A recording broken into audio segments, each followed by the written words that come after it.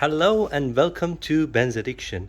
Today I'm going to replace the top hydraulic fluid on my 2003 Mercedes CLK A209, and I'm going to show you how to drain it, how to fill it up, what is the correct fluid, and what is the correct level. So stay tuned.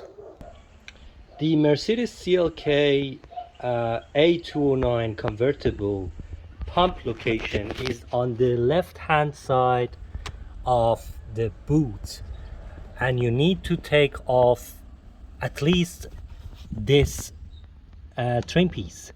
So that's easy with just removing this and accessing the pump. But for other Mercedes, you might find it on the right hand side or underneath this cover in the boot area beside the spare wheel. But anyway, the process would be the same. If your convertible top stops at some stages of the process, you might want to look at the level of your fluid first. As you can see over here, this top stops over here. As you can see over here, the fluid level in this example is very low.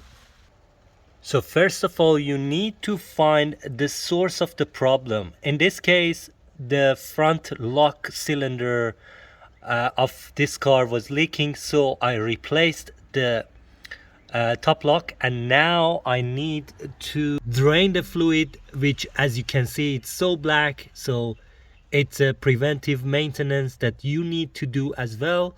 Need to drain the fluid from there and top up new fluid.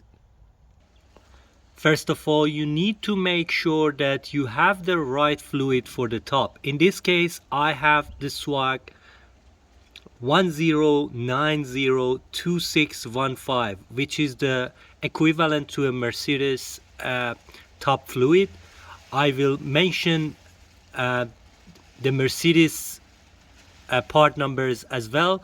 This is the cheapest that is readily available in Australia, and Mercedes part numbers are just like 6 to 7 times more expensive, but they do the same job.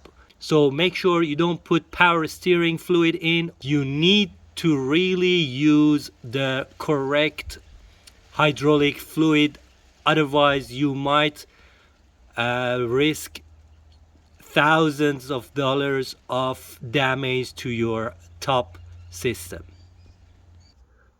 So first of all, in order to drain the old fluid, you need to take off this bolt from here. In this case, it's a 13 mil.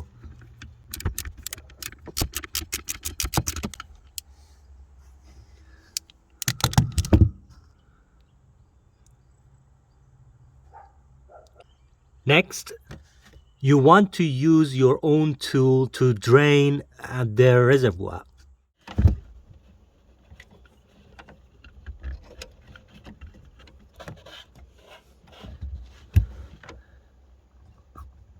In this case, my tool is a brake bleeder that I am going to use, and I think it will going to do the job properly.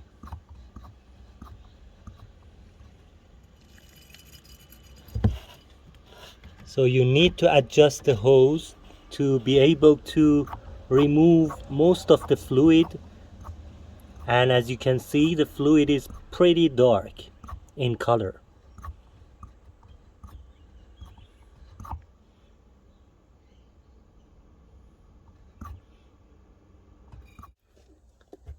Okay, as you can see, most of the fluid is drained. This is the old fluid, and here is the color of the new fluid. So you can see it's completely dark, and it was definitely the time to drain the fluid and replace it with new fluid that guarantees the top to work for another decade before needing service.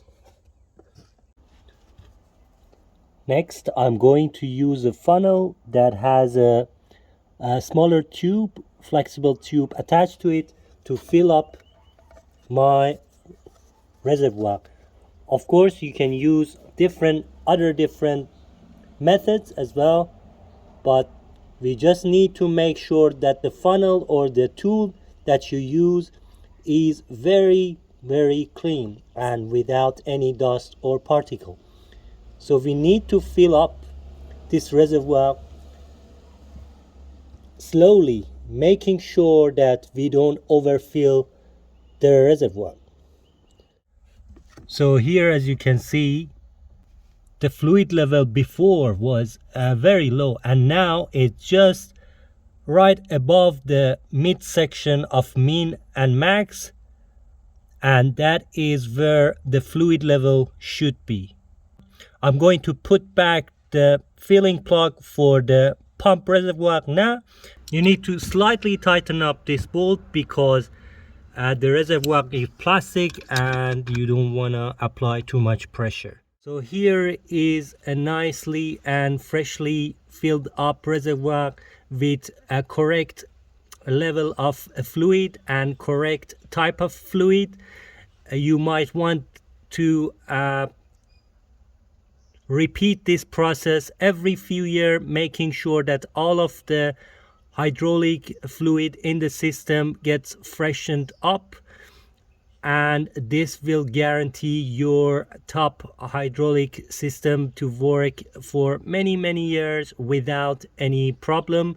And this guarantees your top hydraulic system and not leaking without any reason.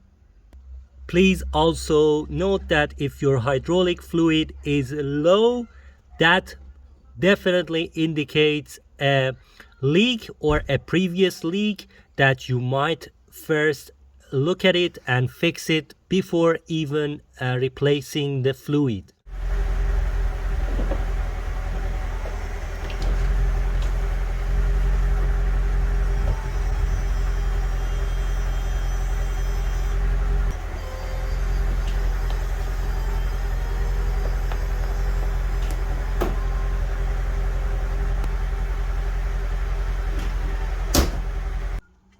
So guys, I'm going to put back all the trims. Thank you so much for watching, subscribing, liking, and please make sure you check out my other videos.